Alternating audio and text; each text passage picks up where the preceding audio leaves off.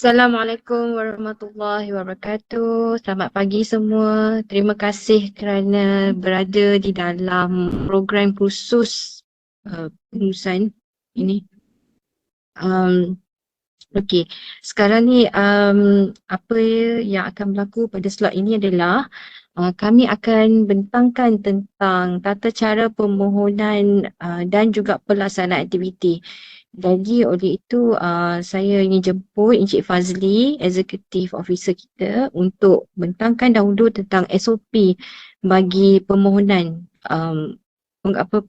permohonan program. Saya jemput Encik Fazli. Terima kasih Datuk Mira dan juga pengerusi majlis. Assalamualaikum warahmatullahi wabarakatuh dan salam sejahtera. Yang berusaha Profesor Madya TS Dr. Nurbaya Haji Siddiq selaku Ketua Kepimpinan dan Pembangunan Pelajar. Yang berusaha Dr. Mira Dato' Najwa Muhammad Rodi, Koordinator Persatuan Pelajar. Yang berusaha Puan Nur Hafizah Cik Mat, Timbalan Bendahari Kanan UKZ8,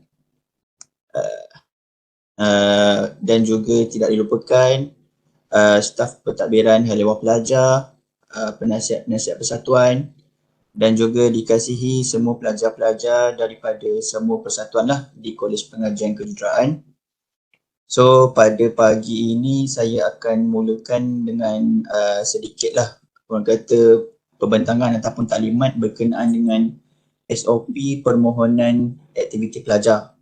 So seperti sedia maklum, kalau zaman fakulti dulu ataupun zaman sebelum COVID lah, saya percaya semua penghantaran kertas kerja ataupun semua operasi kita lah, semuanya boleh dikatakan dihantar secara fizikal ataupun hard copy.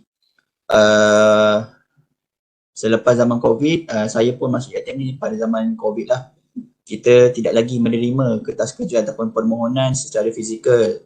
So kita buat secara dalam talian, which is lagi memudahkanlah pada pelajar kita untuk menghantar ataupun membuat permohonan mengadakan aktiviti pelajar.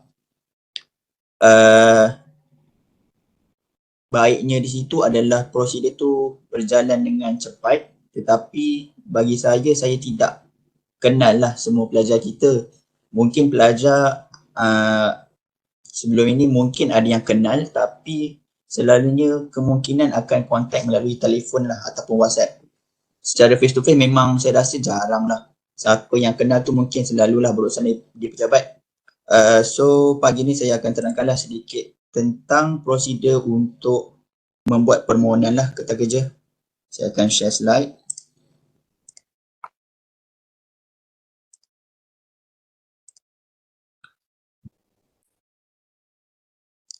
Okey.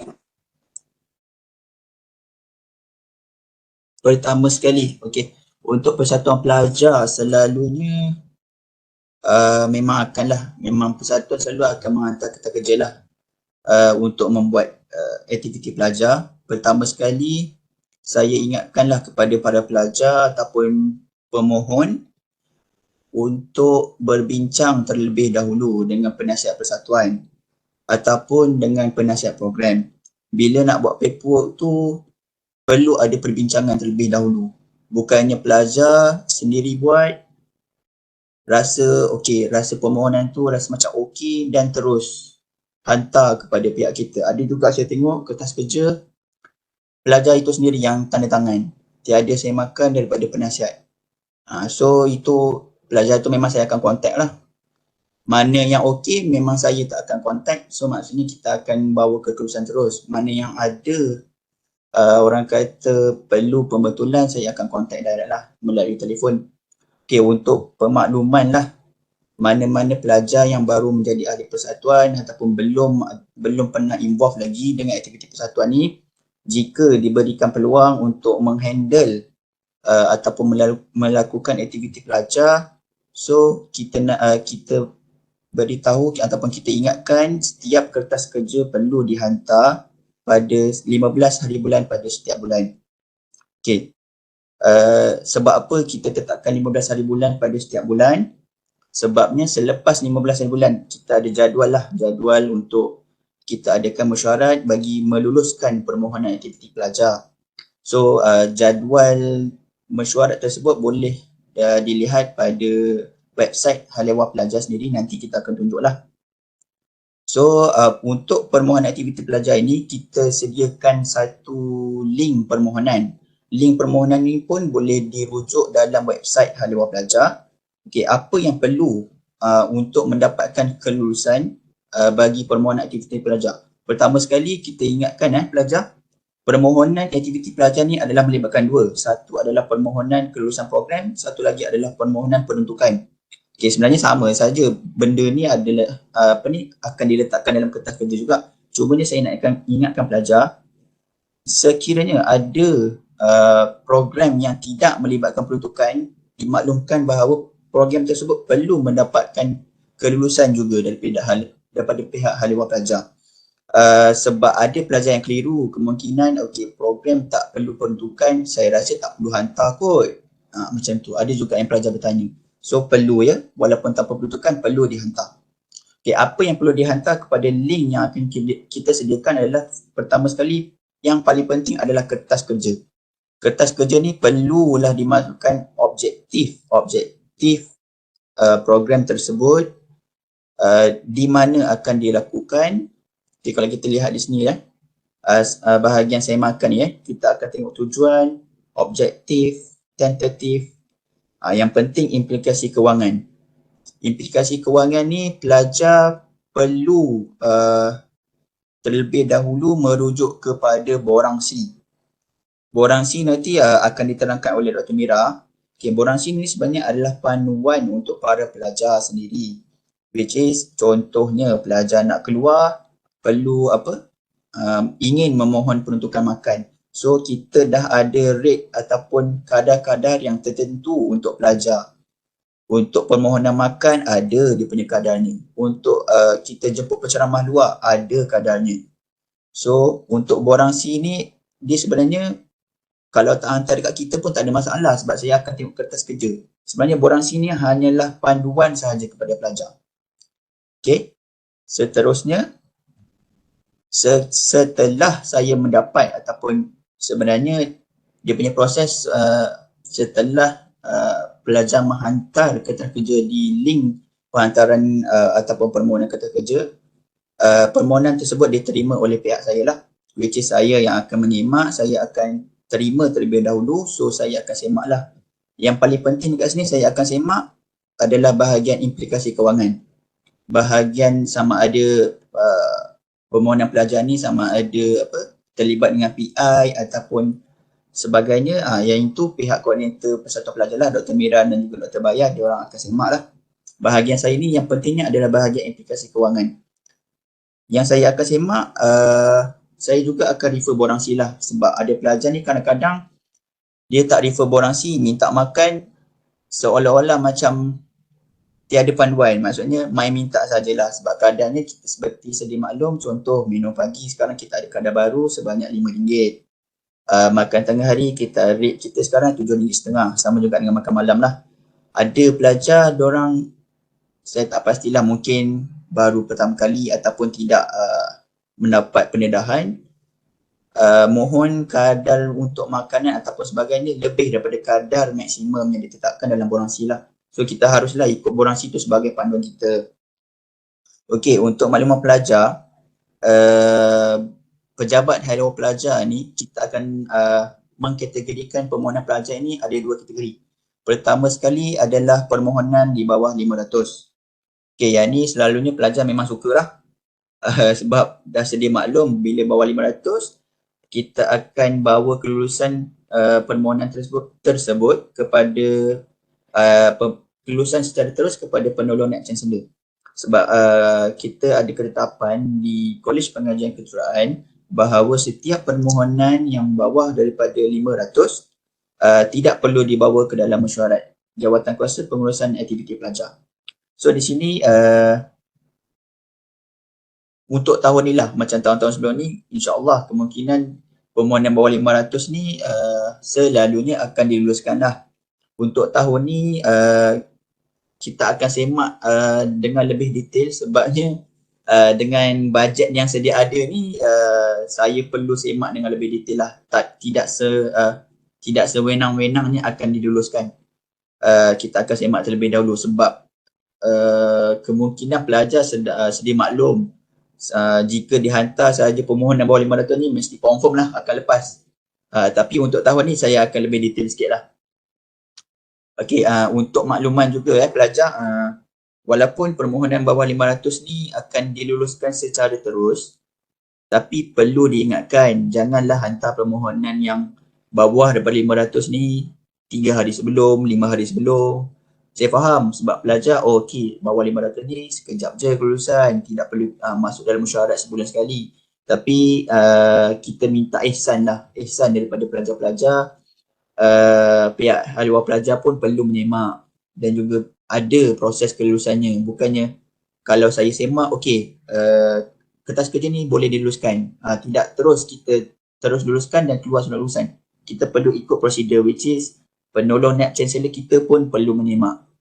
So kita ambil masa jugalah dalam 3-4 hari tu insya-Allah lah, walaupun on papernya kita akan bagi kelulusan 7 hari tapi on paper sahaja. Jika kita terima, kita tengok okey ada gap lagi masa sebelum program dijalankan, insya-Allah dalam masa 2-3 hari adalah kelulusan ni. Okey, seterusnya kelulusan bagi permohonan yang lebih daripada 500. Yang ini memang akan dibawa ke dalam mesyuarat. Okey, mana-mana pelajar yang pernah dihubungi oleh saya memang dah sedia maklum lah. Saya akan minta pelajar mana-mana permohonan yang lebih daripada 500 kita akan jemput ke dalam mesyuarat JKPAP jika diperlukan. Saya akan kontak pelajar lah. Selalunya saya akan kontak pelajar dan minta pelajar untuk invite sekali penasihat untuk sama-samalah defend kalau sekiranya ahli persatuan, sekiranya ahli mesyuarat ingin bertanya lah berkaitan dengan program yang akan dijalankan. So basically jemputan ini saya akan menjemput pelajar lah sekurang-kurangnya at least sehari sebelum mesyuarat kita akan kontak lah. So kita minta pelajar standby saja sebab ada kadang-kadang pelajar cakap dekat saya kenapa nak perlu datang, kadang-kadang saya datang pun tidak dipanggil dalam mesyuarat. Ini sebab semuanya tertakluk kepada ahli mesyuarat lah. Kita minta standby sahaja. Jika dipanggil memang kena masuk lah sebab kita nak tahulah apa justifikasi nak minta peruntukan sebab apa kan. Okey, seterusnya ini tambahan sedikit lah saya ingin ingatkan kepada para pelajar. Kemungkinan ada pelajar yang dah tahu, kemungkinan ada juga pelajar yang tak tahu. Okey, sekiranya program yang akan ataupun ingin dilakukan dalam perancangannya ingin mendapatkan tajaan daripada pihak luar, adalah diingatkan sebarang permohonan tajaan ataupun sumbangan daripada mana-mana pihak perlulah mendapat kelulusan daripada kita punya Timbalan Naib Chancellor Hal Ehwal Pelajar. Ingat Timbalan Naib Chancellor Hal Ehwal Pelajar. Bukan kita punya penolong Naib Chancellor. Dia one level up lah. So sebarang program, ni ada dua sekali, tajaan luar dan juga program luar negara. Dua-dua perkara ini pelajar perlu mendapatkan kelulusan terlebih dahulu sebelum melakukan program. Okey, ciri-ciri untuk ataupun dokumen yang perlu dihantar kepada saya lah untuk pertama sekali tajaan luar. Okey, pertama sekali surat kelulusan program yang dikeluarkan oleh kita sendirilah, Hal Ehwal Pelajar. Kedua, kertas kerja. Dan ketiga, untuk tajaan luar ni kita perlukan juga senarai syarikat ataupun penaja yang berpotensi untuk menaja program pelajar. Sebab kita yang ini sebab kita nak, orang kata nak ada jaminan sikit lah, sebab tak adalah sekiranya dah ada kelulusan nanti pelajar bawa lah ke mana-mana surat kelulusan yang diberikan itu, dekat orang persendirian pun dia pergi juga, dekat mana-mana masjid pun dia masuk juga. So kalau boleh saya nak ada senarai syarikat. So that nanti bila dah ada surat kelulusan tu, okey, pelajar boleh menggunakan surat kelulusan tersebut dan approach kepada penaja seperti yang ada di dalam senarai sahaja. So kita tak nak, kita nak elakkanlah pelajar daripada menggunakan surat kelulusan tajaan ni digunakan untuk semua pihak. Okey, untuk yang kedua, program luar negara adalah diingatkan sebarang program yang akan dijalankan di luar negara perlulah membuat permohonan kelulusan ke luar negara 3 bulan sebelum tarikh daripada program yang akan dijalankan. Okey, untuk program luar negara ni saya perlukan surat kelulusan program, kertas kerja, senarai nama pelajar berserta maklumat waris dan juga senarai nama pegawai pengiring. Okey, hal ini penting sebab prosedur ni adalah yang ditetapkan oleh Hal Ehwal Pelajar Bahagian Induk, iaitu Pusat Kegiatan Belajar. Saya perlukan senarai pelajar ini sebab pihak Pusat Kegiatan Pelajar dia perlukan senarai ini untuk dihantar ke kementerian. Setiap pelajar yang akan menjalankan aktiviti luar negara, nama-nama ni perlu dikumpulkan, diberikan kepada kementerian. So ambil masa dalam masa 3 bulan. Sekiranya kelulusan telah dikeluarkan, saya sendiri akan email lah kepada pelajar dan juga penasihat surat kelulusan tersebut dan barulah pelajar boleh menjalankan program. Okey, untuk makluman pelajar lah, semua permohonan ini boleh dihantar melalui email sahaja. So ini senarai dokumen yang diperlukan dan hantar permohonan tersebut melalui email sahaja. Tiada link lah. Yang ni kita treat case by case. Sebab tak semua persatuan akan pergi ke luar negara dan minta tajaan lah kan. So yang ni just email je kepada saya, insyaAllah. Memang saya akan tengok email saya hari-hari, tak ada masalah. Kalau rasa-rasa macam lambat sangat ni, tak ada feedback, boleh je contact saya, tak ada masalah. Bila masa boleh contact. Dan lagi satu saya tidak masukkan dalam slide ni adalah program di luar kampus. Okay, program di luar kampus ni dia punya rules and regulation dia tidaklah seketat untuk program luar negara. So untuk program luar kampus tak ada masalah. Sekiranya saya tengok bila pelajar mohon hantar kertas kerja, saya tengok program ni dibuat di luar daripada kampus UiTM. So saya akan terus proceed lah minta kelulusan mengadakan program di luar kampus. So pelajar tidak perlu memohon lah. Saya perlukan permohonan pelajar adalah 2 benda ni saja, tajaan luar dan juga program luar negara. Sebab saya perlukan permintaan yang official lah daripada pelajar. Supaya kita ada rekod kan, takut saya pun terlepas, so senang. Bila ada pelajar email, saya boleh proceed lah.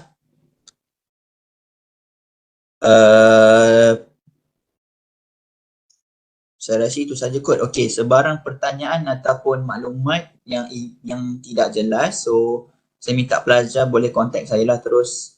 Nombor saya ada tertera di skrin ni. Ini nombor office saya.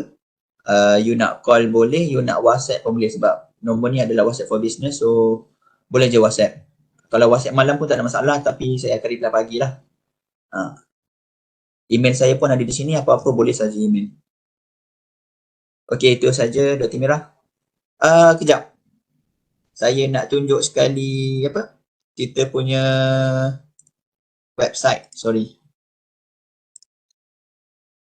Okey, baik. Kejap Okey, tadi saya dah terangkan SOP.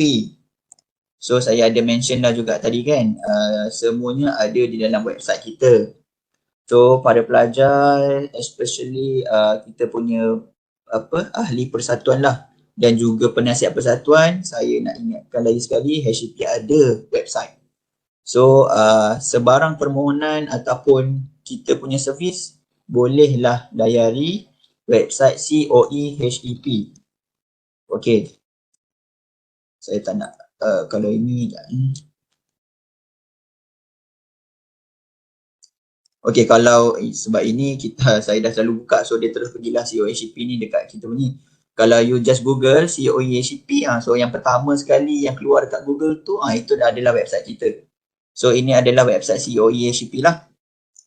Okey, yang tadi saya terangkan SOP penghantaran kertas kerja tu, dia ada di menu ini. Di menu aktiviti pelajar, SOP penghantaran kertas kerja. So ni SOP kita lah. Nanti para pelajar boleh semak dan boleh tengok dan boleh hadam lah dekat sini. Okey Dr. Mira, boleh kita sambungkan dengan slot seterusnya. Kita akan godek-godek lah website ni untuk family dengan pelajar-pelajar kita dan juga penasihat lah. Okey. Terima kasih Encik Fazli atas penerangan yang jelas tadi, insyaAllah.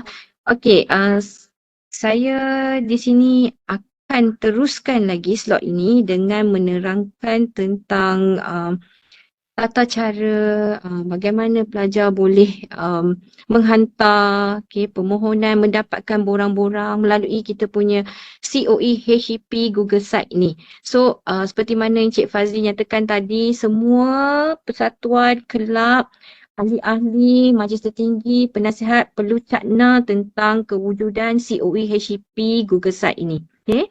Sebab segala dokumentasi, segala penghantaran berlaku di dalam Google Site ini. Alright. So Cik Fazli, kita go terus satu ya.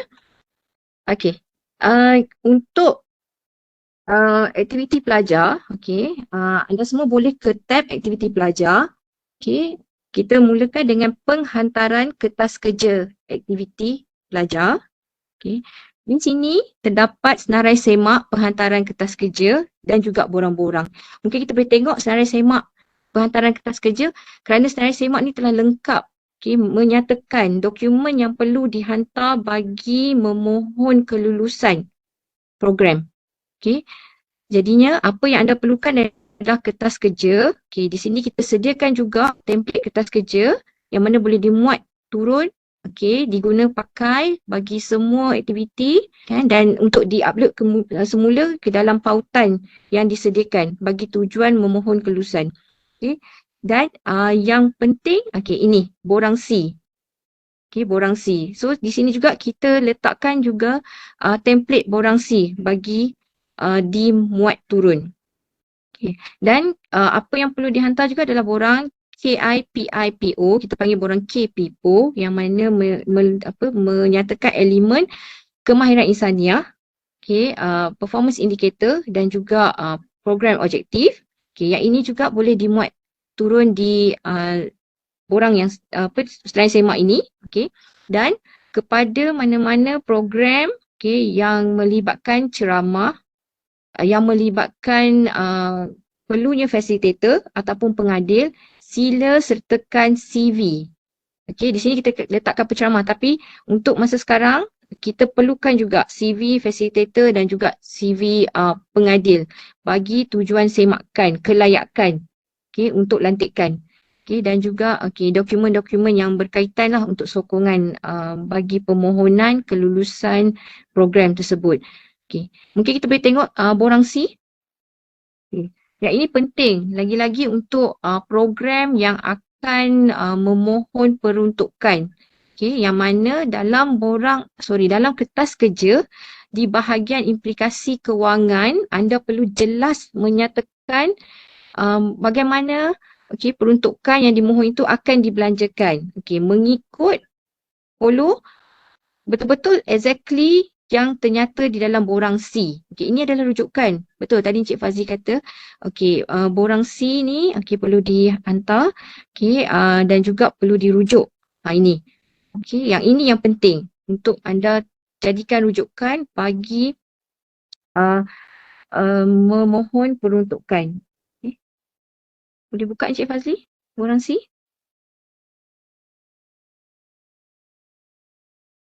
Okay, ini adalah borang C. Okay, yang paling penting adalah details di atas ini perlu diisi. Okay. Dan saya ingin tekankan juga untuk mengisi details ni, pastikan details tu adalah benar. Okay, bukan just tick-tick saja. Okay, pastikan peringkat aktiviti tu di peringkat mana, national, international. Okay, letakkan yang sebetulnya. Okay, bukan setakat hanya untuk menghantar saja. Ini kami amat tegas dengan perkara ini. Okay. Dan juga aktiviti, kategori aktiviti perlu dikenal pasti di bawah kategori manakah aktiviti tersebut. Kalau tak sure, boleh bertanya pada saya boleh.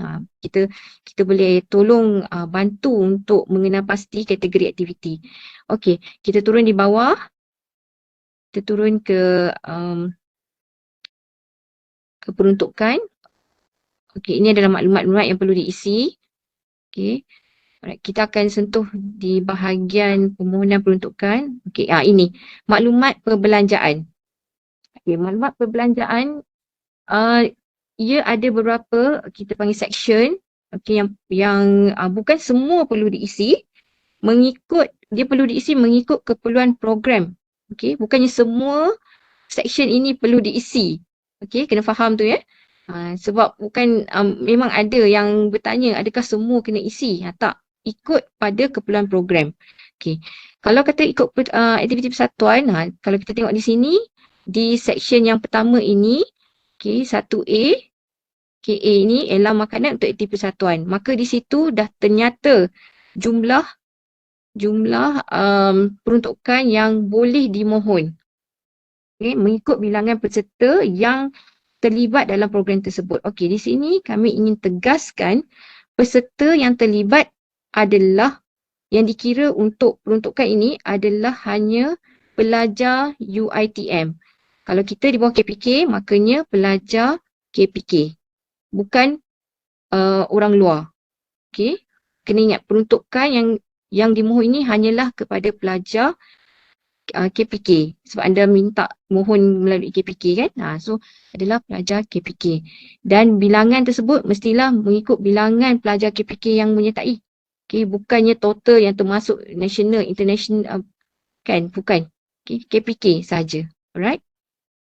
Okey.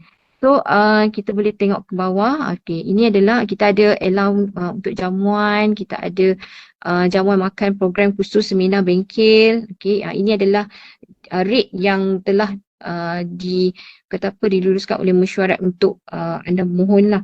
Bukannya confirm akan dapat nilai ini. Kita akan tengok juga pada keperluan program tersebut. Okey, ini adalah yang boleh dimohon. Okey, kena faham itu yang boleh dimohon. Bukan yang terus dapat kelulusan ya.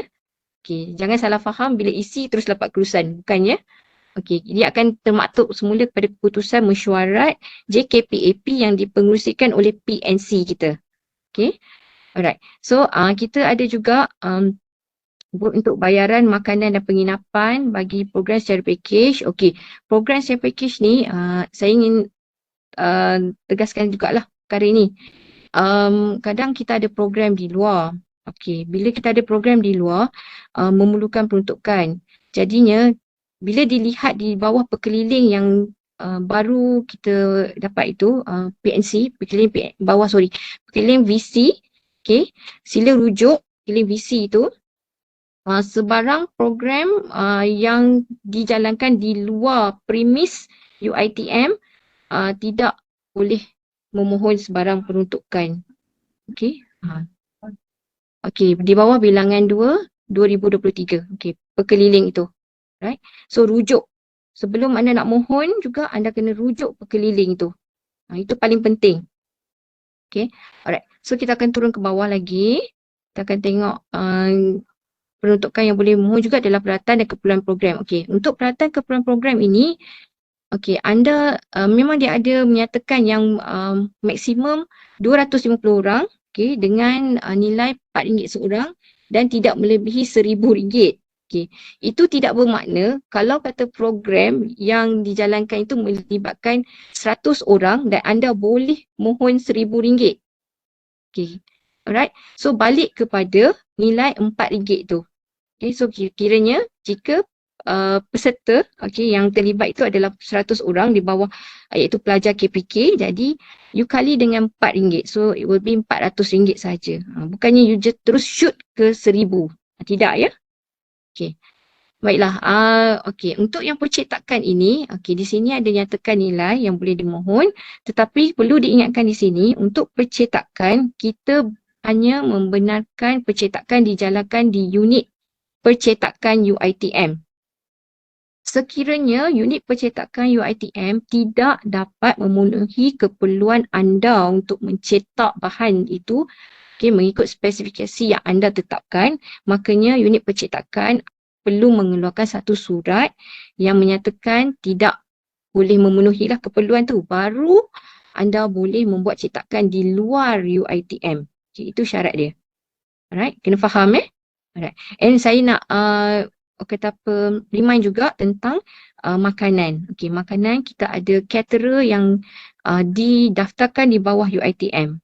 Okay, itu pun penting. So, untuk menempah makanan, kita perlu membuat tempahan kepada caterer yang telah didaftarkan di bawah UiTM, yang mana peruntukan makan, okay, tidak akan diberi secara cash kepada pelajar. Okay, ini akan terus direct daripada bendahari terus ke caterer tersebut. Okay, secara melalui, okay, you akan dapat invoice kan. Okay, invoice tu digunakan.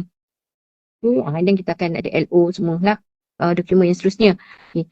So, bukannya kita akan bagi peruntukan itu yang untuk makanan ini kepada pelajar dan pelajar boleh belanjakan dan menggunakannya di mana-mana saja. Okay, peniaga. Tidak. Ia adalah melalui caterer yang didaftarkan di bawah UiTM sahaja. Okay, ini kita nyatakan tentang program-program yang mana di bawah banyakkan di premis UiTM lah, ya. Okay. Alright. Then untuk peruntukan kain rentang, cenderamata ini memang dinyatakan di sini, tetapi ia akan tertakluk semula pada kelulusan mesyuarat JKPAP.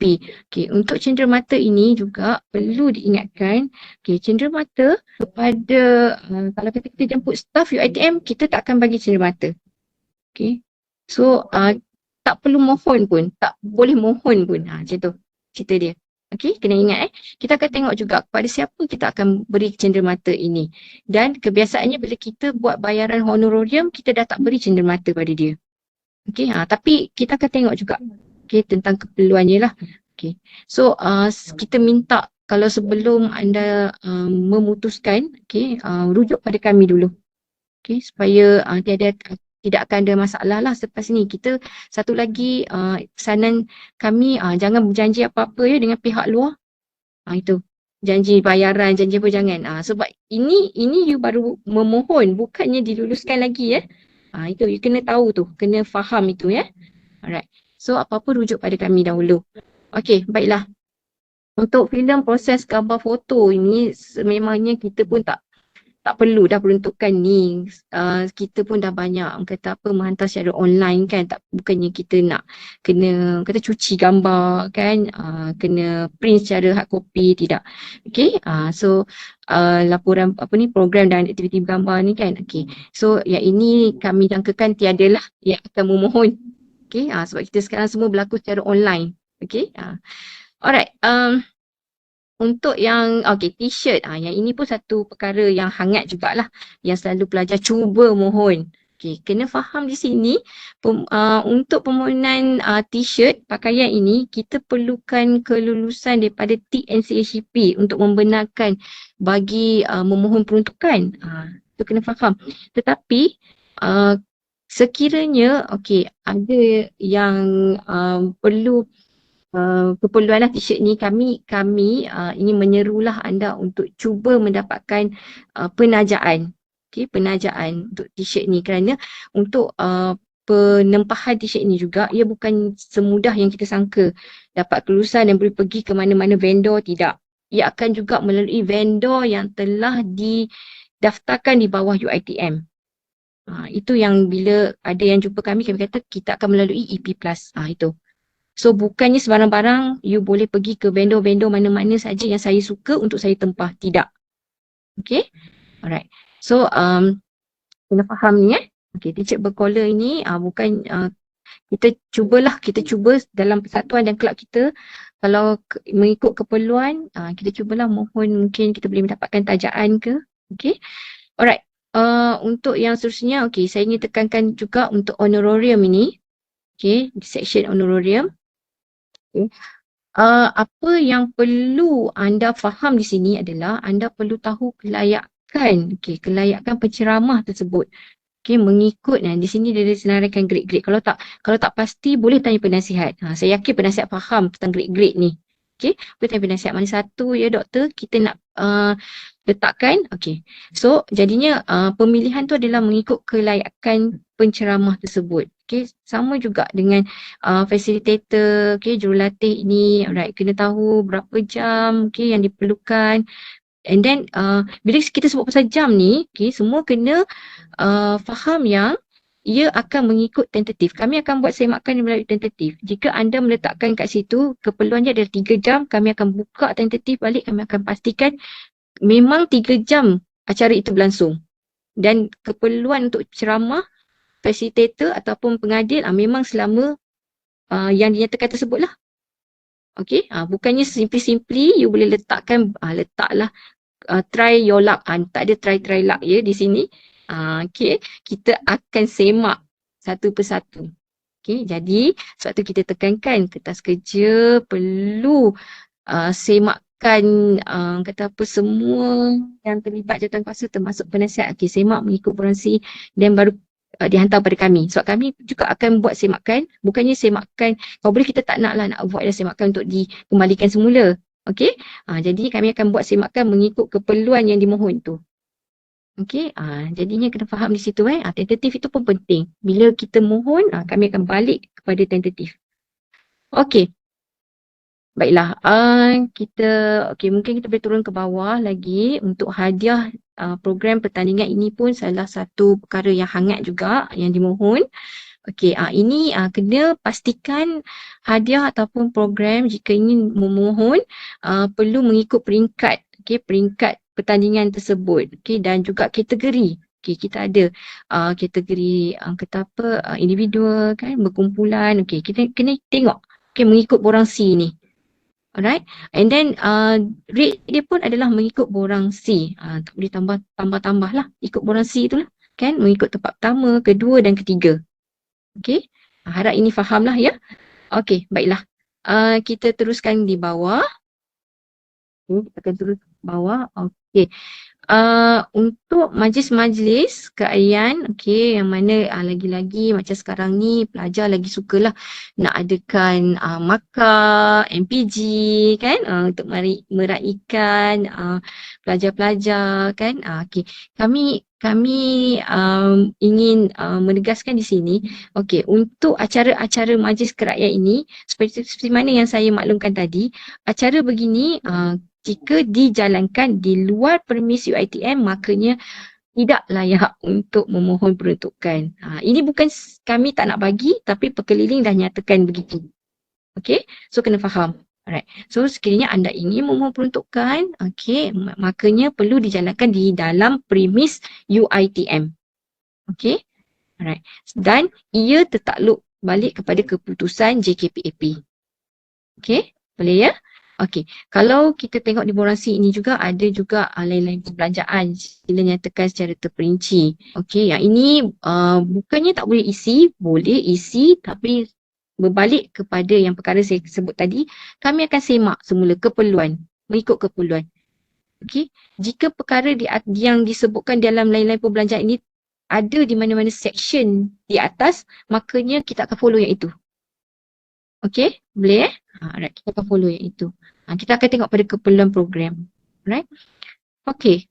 Pastikan segala peruntukan yang dimohon perlu membuat semakan bersama penasihat juga ya. Bukannya macam pelajar rasa saya nak mohon ini, saya letak saja. Penasihat tak perlu tahu. Penasihat perlu tahu juga. Kerana bila mesyuarat JKPAP kita akan panggil pengarah program dan juga penasihat. Untuk penjelasan tentang peruntukan keperluan program ini. Okey, boleh ya? Alright. Okey, itu saja untuk borang C. Kita pergi ke tab seterusnya iaitu tab pelaksanaan aktiviti. Okey. Alright, untuk tab pelaksanaan aktiviti ni, anda boleh dapatkan senarai semak juga di sini. Di bawah senarai semak ni, di dalam senarai semak ini ada disenaraikan dokumen dan juga kita kata keperluan lah untuk dijalankan oleh pihak penganjur itu dalam pelaksanaan aktiviti. Sudah pasti bila kita laksanakan aktiviti kita dah dapat surat kelulusan. Itu paling penting, kita dah dapat surat kelulusan. Dan juga jika memerlukan tajaan dan sumbangan, kita dah dapat surat kebenaran untuk memohon tajaan dan sumbangan. Okay, alright. And then untuk pelaksanaan ini, bila kita dapat surat kelulusan, okay, kita akan, kalau sekiranya ada penceramah, ada jemputan sebagai pengadil, okay, kita akan keluarkan pelantikan jemputan tersebut. Okay, untuk pelantikan ini, anda boleh rujuk pada pejabat HCP, kami akan bantu kerana ada pelantikan yang di luar yang akan melalui pejabat HCP ya. Okay, bukannya daripada persatuan. Okay, akan melalui pejabat HCP. Alright, okay. And then dalam saya semak ini juga kita ada sertakan link untuk entrance survey, feedback form survey yang mana anda boleh jadikan rujukan. Bukan ubah suai daripada link ini. Okay. Ini adalah untuk kita kata sharing saja. Anda kena import tu. Kat situ pun kita dah tulis import soalan-soalan. Okay, import soalan-soalan ni ke Google Form yang telah anda create dalam drive anda. Okay, bukannya you amend di sini. Tidak ya.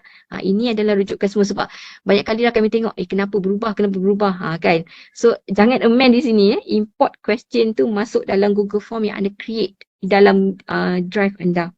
Okay, ini kita nak memudahkan semua pihak lah untuk menyediakan entrance survey, feedback form kerana bila you buat penghantaran laporan akhir nanti kita perlukan benda ni. Okay, so kami untuk memudahkan kami sediakan template kata soalan-soalan tu. Okay, soalan-soalan dalam tu juga dia ada mengikut kriteria kemahiran insaniah.